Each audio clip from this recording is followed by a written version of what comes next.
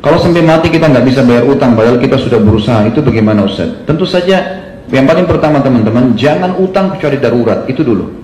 Jangan buka pintu utang. Ada orang subhanallah dari utang ke utang, ini nggak boleh. Membuka utang secara sengaja bisa masuk dalam bab dosa loh ya.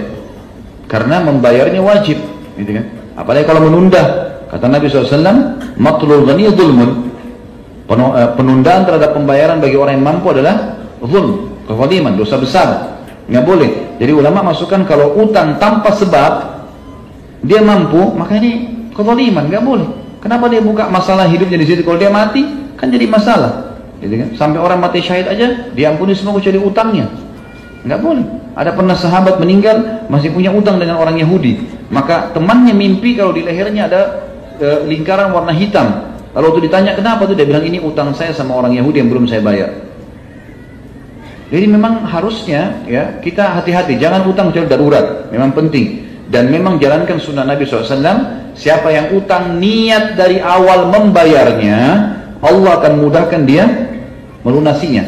Dan siapa yang dari awal utang niat tidak mau bayar, Allah akan persulit dia untuk membayarnya. Ini yang pertama, gitu kan? Jadi jangan utang teman-teman sekalian kecuali memang penting. Yang kedua, kalau sudah terlanjur utang, jangan menghindar. Jangan lari dari pemilik piutang teman-teman sekalian. Tampilkan wajah kita, datang ke sana. Maaf ya, saya betul-betul tidak bisa bayar. Tapi saya niat mau bayar. Bisa ditulis akad apa, kesepakatan apa. Dan saya akan berusaha. Insya Allah kalau orang niat betul-betul mau membayar, Allah mudahkan. Jangan menghindar. Yang jadi masalah dan jadi beban hidup antum. Bisa juga orang yang pemilik piutang itu dia sedang terzalimi, dia doakan keburukan, malah jadi susah. Ada orang nggak ditelepon, nggak diangkat.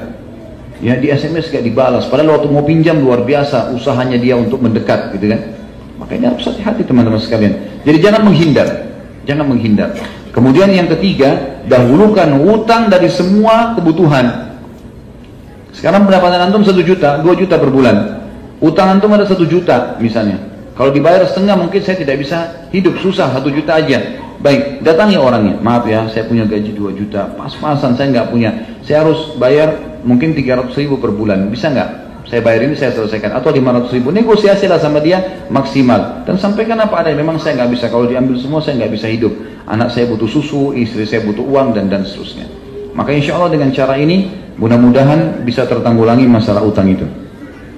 Kalau sampai meninggal pun tidak bisa bayar, maka tentu dianjurkan untuk mewasiatkan ya, mewasiatkan. Dan bagi teman-teman yang punya piutang, dengarkan hadisnya, yang punya piutang, yang mengutangkan orang.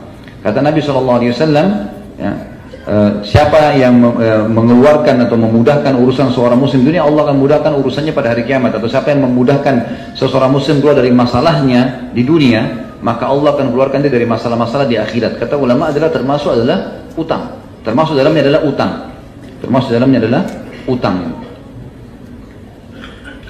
Kalau dia meninggal juga tidak, maka tulis wasiat ya teman-teman sekalian. Tulis wasiat. Kata Nabi SAW dalam hadis, siapapun yang terlintas di benaknya 3 hari sesuatu yang dia khawatirkan membahayakan dia di akhirat, maka semestinya dia menulisnya. Tulis, saya punya utang sama si fulan. Kalau saya meninggal tidak sempat bayar, tolong ada kerabat saya menyelesaikannya gitu loh. Saya mewasiatkan ini, mewasiatkan itu, kita wasiatkan.